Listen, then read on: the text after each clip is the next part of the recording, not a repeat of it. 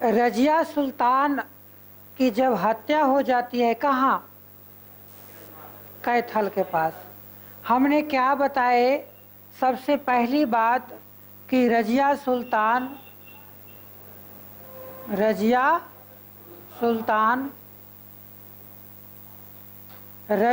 सुल्तान 1236 से 1240 ईस्वी तक दिल्ली सल्तनत की एकमात्र महिला शासिका बनती है, एकमात्र महिला शासिका बनती है, जिसका जन्म 1205 ईस्वी में हुआ था। इसके पिता कौन थे? इल्तुतमिश।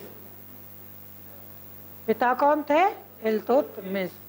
इल्तुतमिश चाहते थे, इल्तुतमिश की मृत्यु से पहले, इल्तुतमिश की मृत्यु हो गई थी 1236 ईस्वी में। मृत्यु से पहले रजिया सुल्तान को अपना उत्तराधिकारी नियुक्त किया था। किसने? इल्तुतमिश ने। अब 1236 ईस्वी में मृत्यु के बाद रजिया सुल्तान गुलाम वंश की या दिल्ली सल्तनत की शासक बनती है। और कहा जाता है यह भी सामाजिक कार्यों के उत्थान के लिए काम करती थी, है ना। लेकिन क्या होता है, इसके शासनकाल में कई विद्रोह हुए। एक विद्रोह हुए पंजाब में। कहाँ हुए? पंजाब में। पंजाब में कहाँ? भटिंडा। कहाँ? भटिंडा। और उस समय भटिंडा का गवर्नर हुआ करता था अल्तुनिया। कौन था? अल्तुनिया। और मलिक अल्तुनिया ने विद्रोह किया। रजिया सुल्तान इससे दबाने के लिए पहुंचती है, लेकिन रजिया सुल्तान अल्तुनिया से हार जाती है।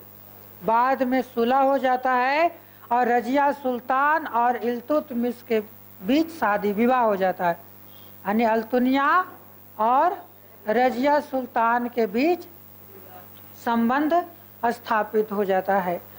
परंतु जब ये वापस आ रही थी अपनी राजधानी दोनों, तो 1240 ईस्वी में हरियाणा के कैथल नामक स्थान पर कुछ लुटेरों ने इसकी हत्या कर दिया। लेकिन कई किताबों में मिलता है कि जाटों ने इसकी हत्या कर दिया। जाट एक जाति है हरियाणा का। जाटों ने इसकी हत्या कर दी। अब देखो, जब रजिया सुल्तान की हत्या का खबर मिलता है तो यहाँ लाहौर उसकी राजधानी था, तो लाहौर में शासक कौन बन जाता है? बहराम शाह। बहराम शाह।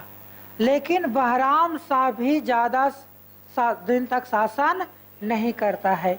क्या होता है कि 1242 ईस्वी में इसे भी सत्ता से बेदखल कर दिया जाता है, हटा दिया जाता है। अब इसके बाद एक व्यक्ति था अलाउद्दीन मसूद। क्या था? अलाउद्दीन मसूद। अलाउद्दीन मसूद। अलाउद्दीन मसूद को गुलाम वंश का शासक बनाता है, लेकिन यह भी अयोग्य था। यहाँ पर एक आता है बलबन। बलबन, ये बलबन जो था वो इल्तुतमिश का गुलाम था। इल्तुतमिश का गुलाम था, और ये गुलाम इतना शक्तिशाली था कि राजा को भी परिवर्तन करने की शक्ति रखता था। इस कारण से अलाउद्दीन मसूद को हटाकर नसीर उद्दीन मोहम्मद को शासक बनाता है। कौन? इसके बाद शासक कौन बना? नसीर उद्दीन मोहम्मद। नसीर उद्दीन मोहम्मद। और जब नसीर उद्दीन मोहम्मद शासक बनता है तो शासन की अधिकांश शक्तियां बलबन के हाथों में चला जाता है, क्योंकि नसीर उद्दीन का विवाह बलबन की पुत्री से हो जाती है। अब देखो, इसके बाद अगला शासक कौन बनेगा? बलबन। और बलबन इस वंश का सबसे प्रतापी और सबसे अंतिम प्रतापी राजा बनेगा। अब देखो बलबन के बारे में।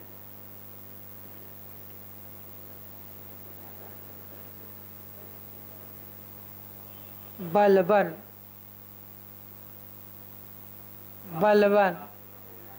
ये गुलाम वंश का सबसे प्रतापी राजा कहा जाता है। गुलाम वंश का सबसे प्रतापी राजा कहा जाता है। बलबन का पूरा नाम था बहाउद्दीन बलबन, बहाउद्दीन बलबन। क्वेश्चन कई बार आ चुका है। बलबन का पूरा नाम क्या था? बहाउद्दीन बलबन। और ये बलबन जो था इल्तुतमिश का गुलाम था। किसका गुलाम था? इल्तुतमिश का गुलाम था। और इल्तुतमिश ने इसे ग्वालियर अभियान के दौरान खरीदा था। ग्वालियर अभियान के दौरान खरीदा था। कहा जाता है इतिहासकारों के अनुसार बलबन एक इलवारी तुर्क था। इलवारी तुर्क था। इलवारी तुर्क था। इतिहासकारों के अनुसार बलबन क्या था? इलवारी तुर्क था। लेकिन बलबन अपने आप को अफरासियार का वंशज मानता था। किसका? अफरासियार। यानी बलबन खुद अपने आप को अफरासियार का वंशज मानता था नहीं। इसकी पुष्टि नहीं हो सकी कि किसका वंशज था, लेकिन इतिहासकारों ने बताया कि कैसा किस वंश का है, तो अलवारी तुर्क वंश का है। लेकिन वो अपने आप को क्या बताता था कि हम क्या है? अफरासियार वंश के हैं। बलबन अपने आप को क्या बताया? अफरासियार वंश के हैं। अब देखो कि ये बलबन इस वंश का सबसे प्रतापी शासक होता है। क्या कहेंगे? बलबन इस वंश के सबसे प्रतापी शासक होता है।